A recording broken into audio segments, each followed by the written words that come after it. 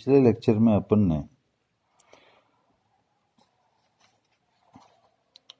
एक प्रश्न हल किया था जिसमें स्थायी संपत्तियों का जब पुनर्मूल्यांकन किया जाता है तो उस दशा में उसका प्रभाव कंसोलिडेटेड बैलेंस शीट में किस प्रकार से लिया जाता है उसके बारे में विस्तार से चर्चा की। आज अपन समेकित किए जाने वाले चिट्ठों में विद्यमान संदिग्ध दायित्व का प्रेजेंटेशन किस प्रकार से करेंगे इसके बारे में जानकारी प्राप्त करेंगे। संदिग्ध दायित्व का अभिप्राय किन्हीं व्यवहारों के फलस्वरूप उत्पन्न होने वाले संभावित दायित्वों से लगाया जाता है।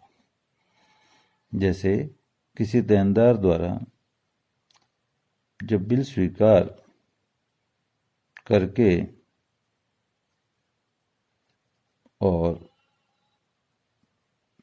देनदार को प्राप्त हो जाता है तो ऐसी दशा में जब उस बिल को देनदार भुना लेता है बैंक से या अपने किसी लेनदार को देय भुगतान के उपलक्ष्य में हस्तांतरित कर देता है तो जब तक परिपक्वता तिथि नहीं आती है तब तक मूल ऋणी द्वारा संबंधित पक्ष बैंक या जिसको ट्रांसफर हुआ है लेनदार को उसको भुगतान जब तक नहीं किया जाता तब तक उक्त बैंक से बुनाए गए बिल हैं उन बिलों के लिए बैंक के प्रति अंतरण करने वाला हस्तांतरणकर्ता दायी माना जाता है। मतलब यह है, आप इसको मैंने हिंदी में लैंग्वेज बोल दी, उदाहरण से समझाता हूँ। लेनदार कुछ नहीं। आपको पता है कि जब कोई व्यक्ति माल खरीदता है उधार, तो माल जब उधार खरीदा जाता है तो एक विक्रेता होता है और एक क्रेता होता है।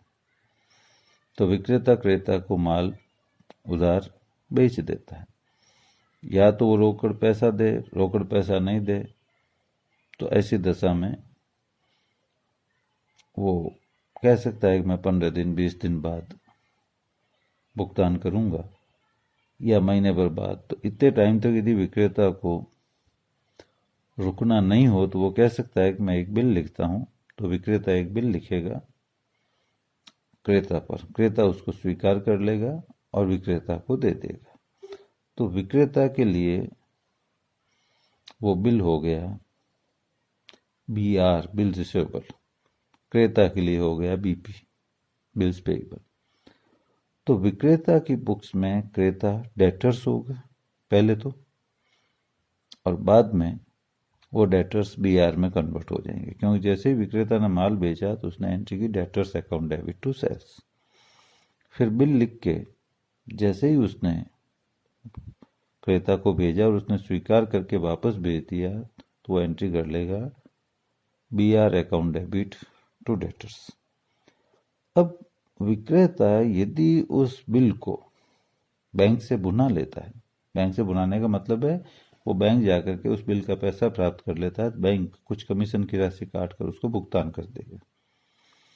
परंतु यदि ड्यू डेट पर क्रेता उस बिल का भुगतान नहीं करता है तो बैंक किससे वसूल करेगा? बैंक वसूल करेगा उस विक्रेता से जिसने भुनाया है। तो अब मैं ये बताना चाह रहा हूं उस विक्रेता के लिए ये जो बिल डिस्काउंटेड है वो संदिग्ध दायित्व है। ये मैं इसमें समझाना चाह रहा हूं। जो अभी लैंग्वेज बोली वो ये थी। अब उदाहरण से समझ में आ गया। अब वापस लैंग्वेज बोलता हूं कि संदिग्ध दायित्व का आशय किन्हीं व्यवहारों के फलस्वरूप उत्पन्न होने वाले संभावित दायित्वों से। ये व्यवहार आपको समझ में आ गया कि संभावित दायित्व कैसे बना। जैसे किसी लेनदार द्वारा स्वीकृत बिल धारक लेनदार द्वारा बैंक से भुना लिया जाए। मतलब किसी भी लेनदार द्वारा स्वीकृत बिल धारक देनदार द्वारा बैंक से भुना लिया जाए या अपने किसी लेनदार को देय भुगतान के उपलक्ष्य में हस्तांतरित कर दिया जाए। अभी दोनों ही चीजें बताई मैंने कि किसी लेनदार द्वारा स्वीकृत बिल, लेनदार कौन? क्रेता। धारक देनदार द्वारा बैंक से भुना लिया जाए, क्योंकि देनदार कौन? विक्रेता, जिसके देनदार के रूप में वो क्रेता था, वो बैंक से भुना ले। या अपने किसी लेनदार, वो विक्रेता किसी लेनदार को भी ट्रांसफर कर सकता है, तो लेनदार को देय भुगतान के उपलक्ष्य में हस्तांतरित कर दे। तो जब तक परिपक्वता तिथि पर मूल ऋणी द्वारा, मूल ऋणी का मतलब क्रेता द्वारा, संबंधित पक्ष बैंक या अंतरित लेनदार, संबंधित पक्ष का मतलब है या तो वो बुनाए नहीं जब तो विक्रेता को, और बुना लिया हो तो बैंक को, और बुनाया नहीं और लेनदार को ट्रांसफर कर दिया है तो लेनदार को उसका भुगतान नहीं कर देता, तब तक उक्त बैंक से भुनाने वाले पक्ष को, मतलब विक्रेता को, बैंक के प्रति तथा अंतरण करने पर, भुनाया है तो बैंक के प्रति, और यदि ट्रांसफर किया लेनदार को तो अंतरण करने पर अंतरण करता, मतलब उस लेनदार के प्रति संभावित दायित्व बना रहेगा। इसलिए मैंने कहा वापस बोल दूं ताकि समझ में आ जाए।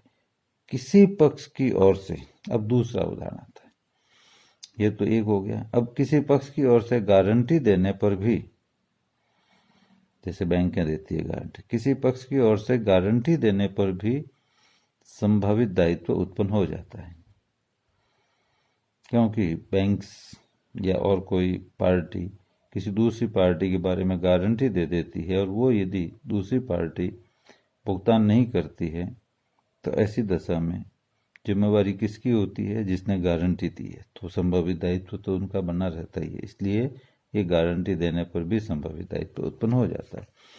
सूत्रधारी कंपनी तथा सहायक कंपनी के चिट्ठों को समेकित करते समय इन संदिग्ध दायित्वों को दो भागों में अपन बांटते हैं। एक आंतरिक संदिग्ध दायित्व मतलब इंटरनल कंटीजेंट लायबिलिटी, और एक बाह्य संदिग्ध दायित्व एक्सटर्नल कंटीजेंट लायबिलिटी। जैसा कि नाम से ही स्पष्ट है, आंतरिक संदिग्ध दायित्व सूत्रधारी तथा सहायक कंपनी के बीच एक दूसरे के प्रति हो सकते हैं, और बाह्य संदिग्ध दायित्व में एक पक्षकार सूत्रधारी या सहायक कंपनी में से एक होगा और दूसरा पक्षकार बैंक, साहूकार या व्यापारी हो सकता है। इसलिए यदि दायित्व सूत्रधारी और सहायक कंपनी के चिट्ठे में किसी तृतीय पक्ष के प्रति अंकित है तो यह विद्यमान ही रहेगा, अतः समेकित चिट्ठे में टिप्पणी के रूप में दर्शाया जाएगा। वापस सुनिए, यदि दायित्व सूत्रधारी कंपनी और सहायक कंपनी के चिट्ठे में तृतीय बाह्य पक्ष के प्रति अंकित है, थर्ड पार्टी के प्रति, तो यह विद्यमान ही रहेगा, अतः समेकित चिट्ठे में भी टिप्पणी के रूप में दर्शाया जाएगा। यदि मूल व्यवहार सूत्रधारी और सहायक कंपनी के बीच का है, जिसके कारण से संदिग्ध दायित्व उत्पन्न हुआ है, तो समेकित चिट्ठे में आपसी देनदारी निरस्त हो जाने पर मूलभूत रूप से आपसी व्यवहारों से संबंधित संदिग्ध दायित्व दिखाने की आवश्यकता नहीं रहेगी।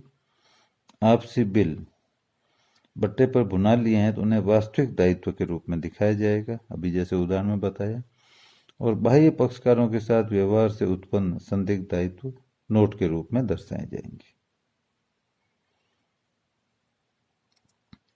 अब जैसे इसको उदाहरण से समझते हैं कि मान लो कि सूत्रधारी कंपनी को 12,000 के BR सहायक कंपनी से मिले और 15,000 रुपये के BR अन्य पक्ष से मिले, टोटल 27,000 के BR हैं।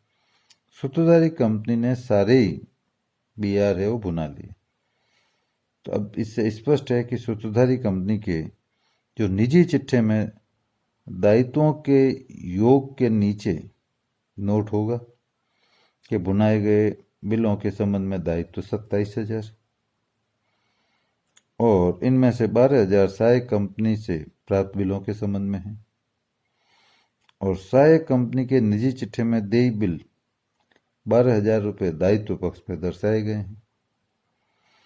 अब जैसे ही समेकन होगा तो समेकीकरण के पश्चात सहायक कंपनी के चिट्ठे का अलग अस्तित्व नहीं रहने के कारण समेकित चिट्ठे में दायित्व पक्ष के नीचे नोट में केवल बाह्य पक्षों वाले बिलों के बुनाए जाने के उपलक्ष्य में नोट रह जाएगा 15,000 का और 12,000 तो चिट्ठे में दायित्व के रूप में हो गए।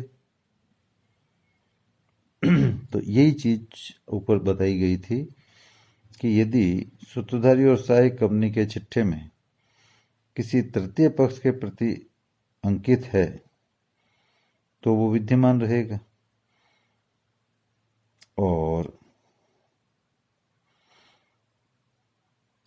समय के चिट्ठे में टिप्पणी के रूप में दर्शाया जाएगा। तो ये जो है कि भाई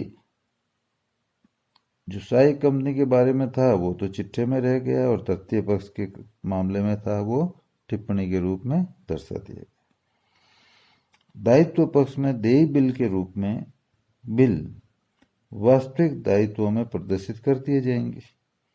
यदि वे बिल सूत्रधारी कंपनी द्वारा न बुनाए गए होते तो समय के चिट्ठे में प्राप्य और देय दोनों बिलों को ही नहीं दर्शाया जाता। तो ये चीजें ध्यान रखने की है कि समेकित चिट्ठे में संदिग्ध दायित्व में टिप्पणी किस चीज की लिखी जाती है और किस चीज की नहीं लिखी जाती है। इसके बाद अपन डिस्कस करेंगे कि सूत्रधारी कंपनी द्वारा धारित सहायक कंपनी के अंशों के एक भाग का विक्रय करना या बेचा जाना। जब कोई सहायक कंपनी के शेयर सूत्रधारी कंपनी द्वारा खरीद लिए जाते हैं उसके बाद सूत्रधारी कंपनी चाहे तब तक अपने पास उनको रख सकती है, जब उसकी इच्छा हो जब बेच सकती है। तो जैसा कि हम जानते हैं कि जैसे ही सूत्रधारी कंपनी सहायक कंपनी के अंश खरीदती है और नियंत्रण योग्य हुत उसके पास हो जाता है तो वो सूत्रधारी बन जाती है। पर जितनी बार भी वो उसके अंश खरीदेगी वो एक ही एंट्री करेगी, बैंक अकाउंट नहीं, investment account debit to bank. इसके बाद जब वो बेचती है शेयर्स तो एंट्री हो जाएगी, पैसा रोकड़ मिलेगा तो बैंक अकाउंट डेबिट, रोकड़ नहीं मिलेगा तो buyer account debit to investment in shares of subsidiary company या टू इन्वेस्टमेंट अकाउंट। इससे प्रॉफिट होता है तो टू कैपिटल प्रॉफिट हो जाएगा, लॉस होता है तो प्रॉफिट एंड लॉस अकाउंट के कैपिटल लॉस अकाउंट में डेबिट कर दिया जाएगा। तो इस व्यवहार से विनियोगकर्ता की बहियों में लिखित अंशों की लागत कम हो जाएगी। यदि विनियोगकर्ता द्वारा विक्रय उन अंशों की लागत पर ही किया गया हो तब तो यह प्रविष्टि केवल इतनी ही पर्याप्त होगी, बैंक या buyer account debit to investment in shares of subsidiary company. और आगे चलकर नियंत्रण की लागत का निर्धारण करते समय इस घटी हुई लागत की राशि का ही समायोजन किया जाएगा, कॉस्ट ऑफ शेयर कम बच जाएगी। परंतु यदि किया गया विक्रय लागत से अधिक या कम मूल्य पर किया जाता है तो इस व्यवहार में उपार्जित लाभ या हानि का भी लेखांकन आवश्यक हो जाता है। जैसे कोई सूत्रधारी कंपनी ने एक कंपनी के 10 रुपये वाले 8,000 अंश 15 रुपये प्रति अंश से खरीदे इसलिए सूत्रधारी कंपनी की पुस्तकों में विनियोग खाता 8,000 इंटू 15 1,20,000 रुपये से नाम बताया हुआ है।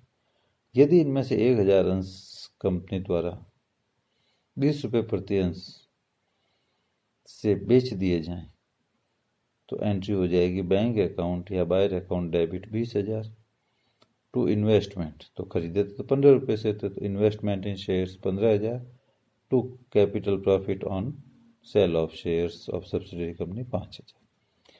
यदि इन्हीं शेयर्स को वो 20 रुपये में नहीं बेच के 12 रुपये में बेच दे तो एंट्री हो जाएगी बैंक या buyer account debit 12,000, capital loss on shares of subsidiary company 3,000 to investment in shares 15,000। तो इससे स्पष्ट होता है कि पूंजीगत लाभ या पूंजीगत हानि